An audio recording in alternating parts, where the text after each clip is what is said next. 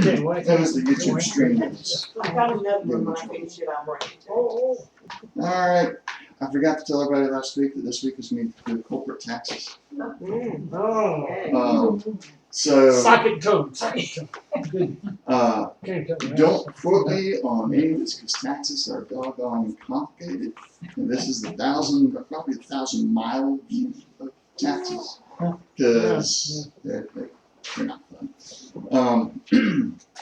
But we'll be diving into a little bit about the current state of corporate taxes, do a little bit of comparison to individual taxes, and then I found an article with a bunch of pros and cons of increasing or lowering the corporate taxes.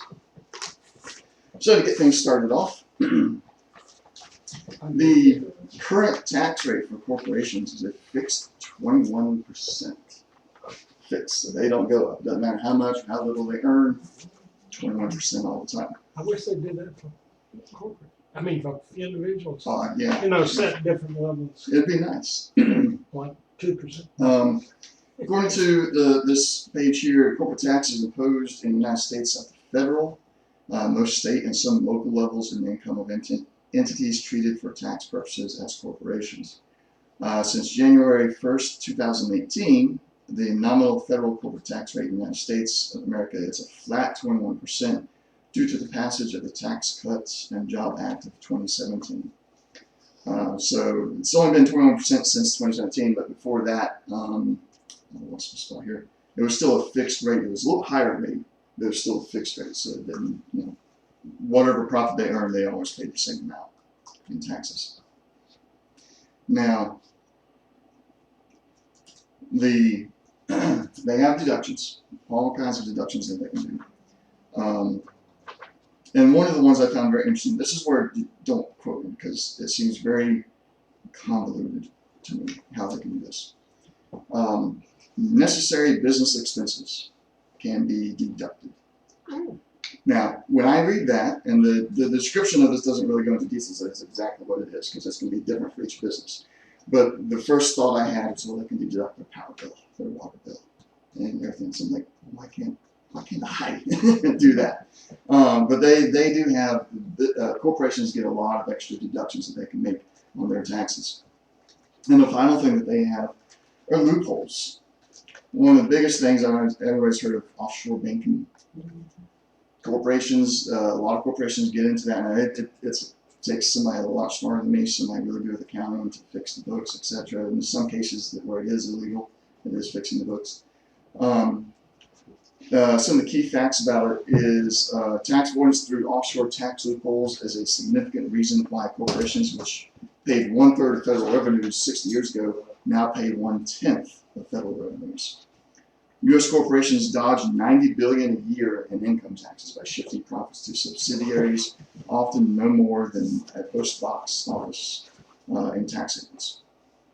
U.S. corporations sold $2.1 trillion in profits offshore, much in tax havens that have not been taxed in the U.S. General Electric, which uses a loophole for offshore financial profits, earned $27.5 billion in profits from 2008 to 2012, that claimed tax refunds of $3.1 billion. They're the ones that have just published some stuff about the struggling business and ability to continue and all that stuff. And there's several others here as well. This information, a good website to get information about taxes is AmericansForTaxFairness.org.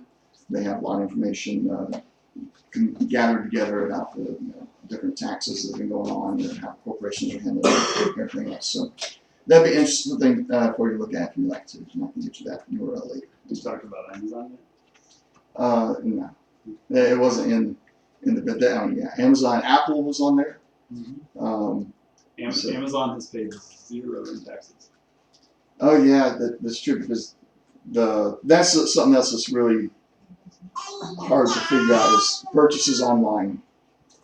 Because you might be sold in this state, but you're purchasing in this state, which taxes you pay. That state or state that you're purchasing in. Amazon is like, we're just not going to pay any. How they can get away with it? One of the ways that Amazon specifically does is any profits goes into R&D, research and development stuff, which is all a write-off. So anything like that, if you give your CEOs and that sort of thing, in lieu of like a bonus or something like that, if you give them stocks, that's also a write-off. So they make sure that all of their profits go into things that can be written off, and then you don't owe anything. We're fine. And it's legal, right? Oh, yes. Yeah, that is one of those loopholes that they have. It's technically They know legal, that yes. all these big companies know Oh, the loopholes, I'm sure. They have very high-paid people who make sure that they know all the loopholes. So here I have, and this came from bankrate.com. This is the tax brackets for individuals. And so at the bottom here we have the tax percentage. And then this here, the bar graph is how much the people make.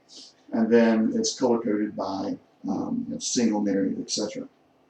And up until about the 22% right there, you pay the household income is different for everybody up until 22%. At 22%, the single, married filing separately, and the head of household make the same amount and get taxed the same amount. And then your married filing jointly or qualified widow, they can make more, getting paid tax at 22%. And then from there on out, the only one that actually can make more is married filing jointly until you hit 35%.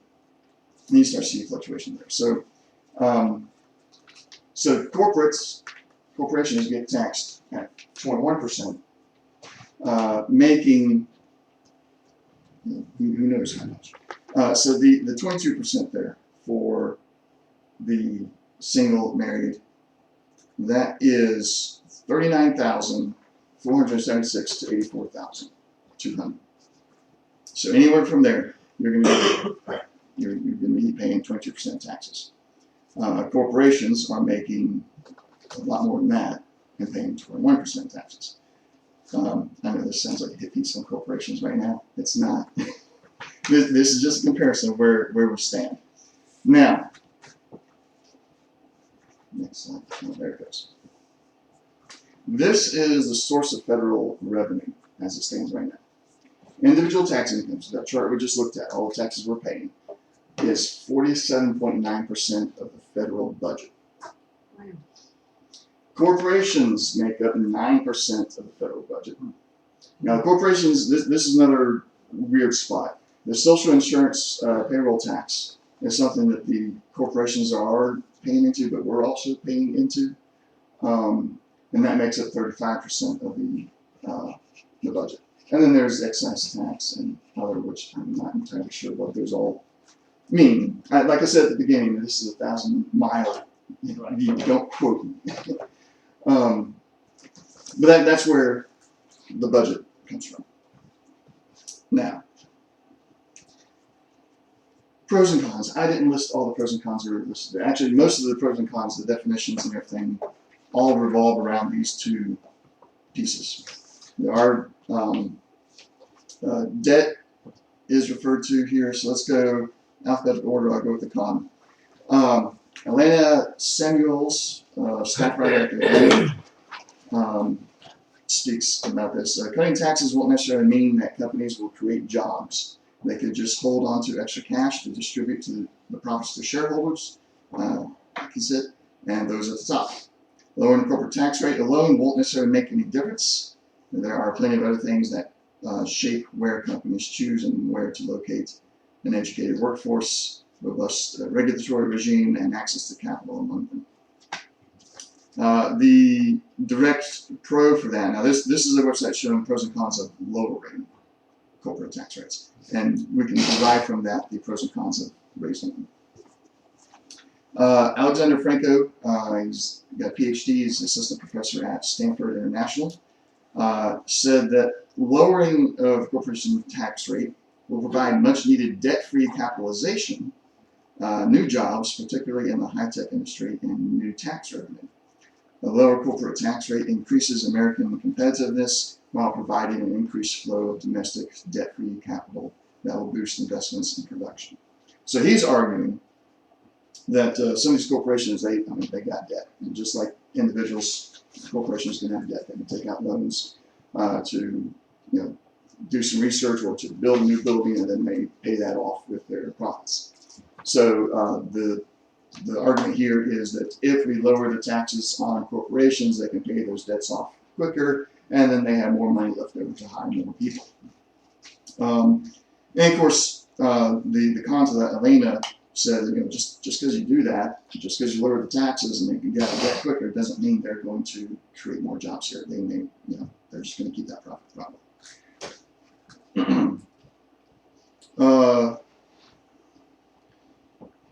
Yeah, employment rate. So the next one, like I said, several of these they bounce between the employment rate and the debt.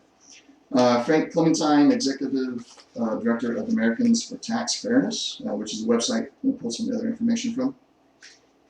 Lowering corporate taxes won't prompt firms to create American jobs.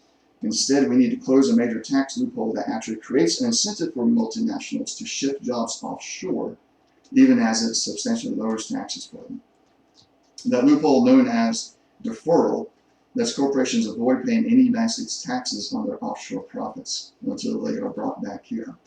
That's why, according to a recent survey by tax researchers, Fortune 500 companies are holding nearly $2.5 trillion in profits that are booked offshore, mostly in tax havens, on which no United States taxes have been paid. And the pro to that, Martin Philstein, George F. Baker, Professor of Economics at Harvard University, so it looks like there's two authors here. Reducing the corporate tax rate and changing the rules for taxing the foreign earnings of U.S. corporations would have many favorable effects, including an increase of employment in the United States. Reductions of the corporate tax rate can stimulate demand and reduce unemployment during periods of, a word I do not know how to pronounce, extremely high unemployment. I think that's what it means.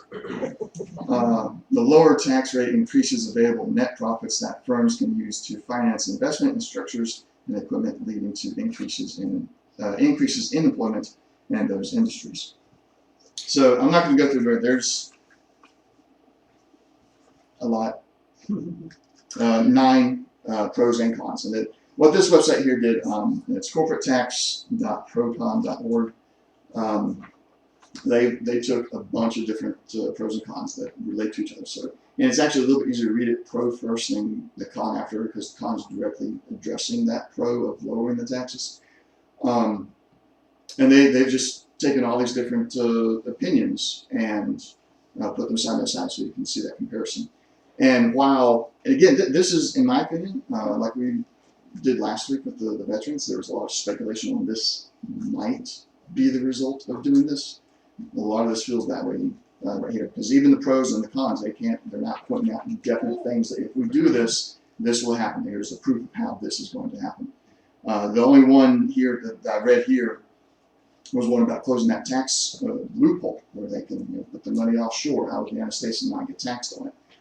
That's the only thing I see is like, yeah, if we, if the government changes that and you have to be taxed on what you have on U.S. soil and off, that's a loophole they could close up, and there's, actually, that's something they can do. But the rest of the, the corporations are so benevolent, they're going to create more jobs if we lower the taxes. Where's the proof? Where's the proof that they won't do that? So that could go either way. And like I said, there's lots and lots of those pros and cons. Too many to get into here. So as always, the next step is what, from a Christian perspective, what do we do about this? And I'm running out of ways to say the Bible doesn't have anything to say about corporate taxes or anything that we're going into. So we have to kind of go into it with a different idea. So the idea that I use to get into this, to try and see what the Bible, what we can get from the Bible on this is, what is the closest thing in the Bible we have to taxes? So the first thing I find was, well, what's the government for the Christians? And the Christian government, and as far as how I'm approaching this, is God, Jesus, our elders, the church is our government, and we have our tithes that we generally offer up, and so that that's the aspect I'm going to go into it. So first we'll take a look at Genesis 14:19 through 20.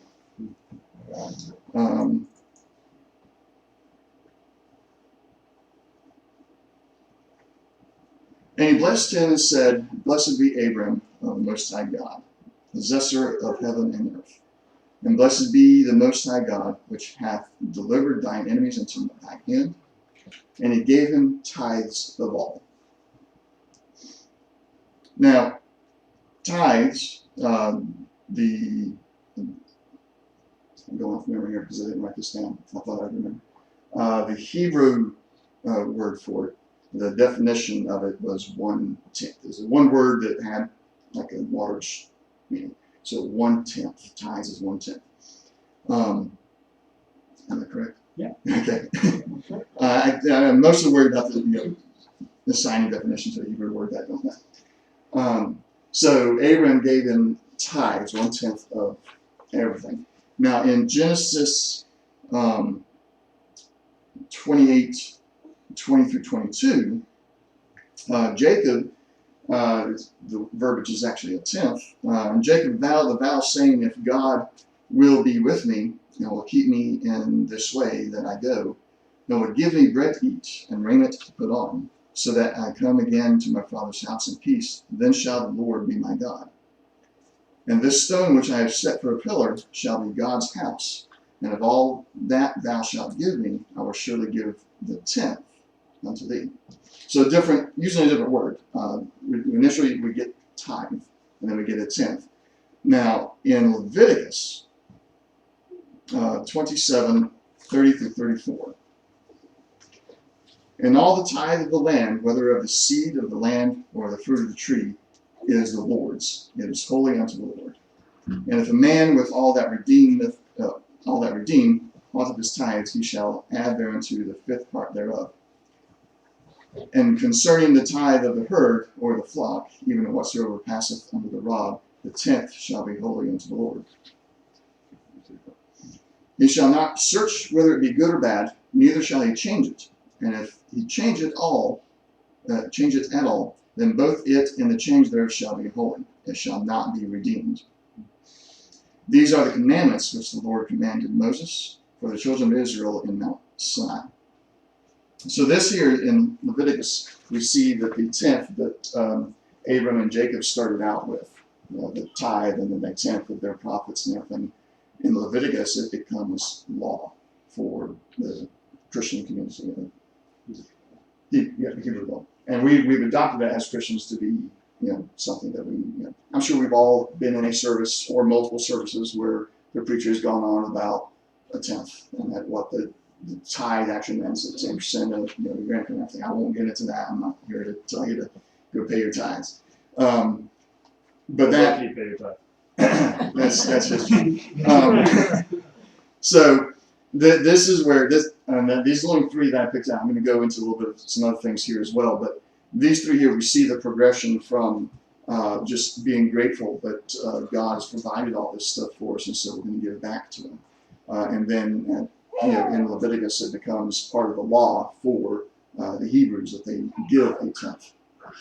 Now, we also know that Matthew, one of Jesus' disciples, was a tax collector. Matthew, right? Yeah. And it wasn't Matthew that asked this question. No, it was the Pharisees that asked Jesus the question, should we pay our taxes? And this is one I refer to many times in my own life, as render unto Caesar that which is Caesar's. So Jesus actually asked them, whose face is on the coin? It's Caesar's face. Well, it's his. And so we see that Jesus himself, he has no problem with paying taxes. Some tax collectors asked him, what should we charge? What should we collect? And we know that tax collectors were really hated in that time. They would charge too much, they'd take too much away, it's just put in your own pocket. And Jesus, he said that to the tax collectors, don't take more than is right and legal. Meaning that what the government says is supposed to be taxed, that's what you tax. You don't take any more than that. That's what's right and legal. So all that to say that in this particular case, with the Christian community and what would be our government, what I'm deriving from the Bible here is, it doesn't matter who you are, how much you make, how little you make, 10%, a tithe, 1/10. And you can take that to mean that, you know, in a real world government, it should be a flat rate for everybody, no matter who they are, what they are. Because there were people in the Bible that went to church and they made more money than some other people in church. Maybe some of them a lot more money than people in church. We see with the widow who gave 2 pence. Now Jesus did say that she gave more than all the others because it was all that she had. She still made sure that she gave what she was supposed to give.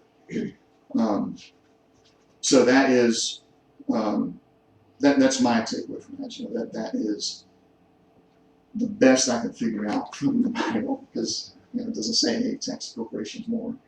But that gives us a basis of how we can try and treat this. Now we can also look at it, because he does say what is right and legal. So didn't say go and change the law that the Caesar had. Although, you know, people didn't really have much choice to change Caesar's law. We have more choice. We can vote. We have that right and privilege. So we can, you know, when it comes time to vote on something like that, vote whichever way you think is the right way. But until the vote comes up, while it is law, we're supposed to honor the law. And so yeah, that's what I got. Any comments, questions, or anything else?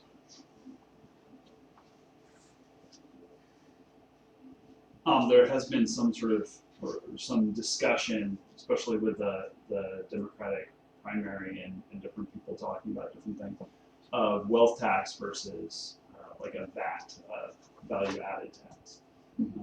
It's an interesting sort of idea, because there are some who say, you know, these people make way too much, you know, big corporations, they should be taxed way more than everybody else. But the other side is a value added tax, which most European countries actually already institute, and it's a per transaction sort of tax, and so and it's a lot easier, a lot harder to get out of, because there's always loopholes, and there can always be more loopholes, and part of the challenge of the sort of the wealth tax thing is you can very easily say, oh no, all of my assets are in Ireland, oh I don't have to tax that, but a value added tax, if it's a per transaction, it would be a very different thing, where it's constant revenue all the time. Yeah. All right. Added nuance. One of the questions that gets into tithe, I've heard this particularly during stewardship periods of people presenting things. Does that mean 10% only to Faith Presbyterian Church? Or is that 10% to Faith Presbyterian Church, United Way, Food Bank, and that in, you know,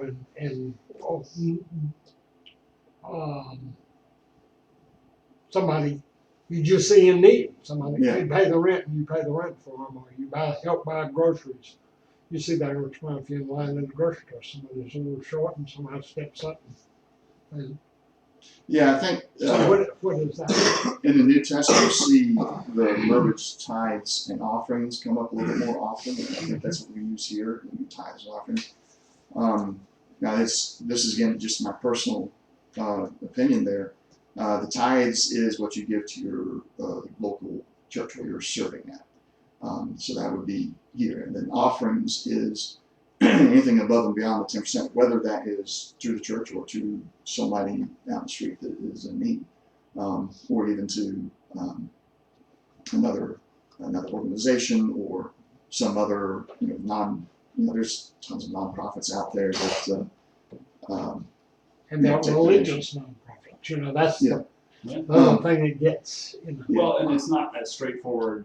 Oh, okay, it's not the 10% and that's it. You just have to do the 10%. Right. And it's also not, it has to be this and that has to be a personal choice. And right. And if that has to be between you and God. What do I need to give? I think some of the institution of the 10% was to in Leviticus initially, this is maybe reading into it more than I should, but some of that was, the organization needs to have finances to run. Right. And so this is like, the minimum we need everybody to do so that the organization can run. Anything above that you need to do is gravy on top of the potatoes.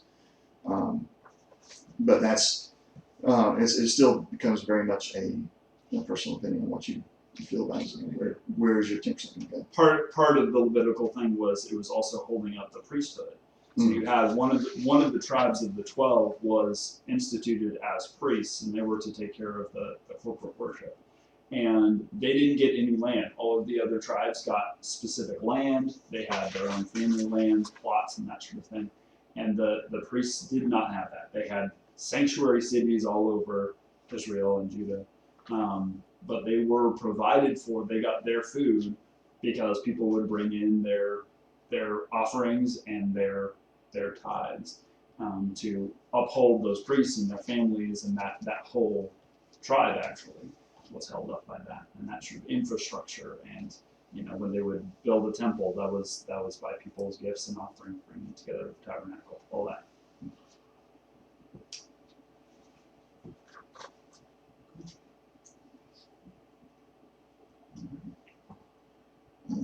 I know I'm getting done early again. That's good. Well, you've done a great job. Yeah, That it's sparking conversation, it's sparking Right. thought. So next week, I'm trying to decide which one. So it's either going to be paid sick leave or the debate on gay marriage. They both have the same number of votes. So one of those two next week. Until then, we're going to dismiss in prayer and get out to service. Lord, thank you for this day. Thank you for us all being able to come here this morning to be able to learn from your word and to broaden our knowledge on things that we can attempt to interact with our world with more information at our disposal. Help us to learn from your word this morning in the morning service, and to go out afterwards and to spread your word and the light. And help us get through the rest of this day and this coming week. In Jesus' name, amen. Yeah, right in. We had a complaint from the peanut gallery.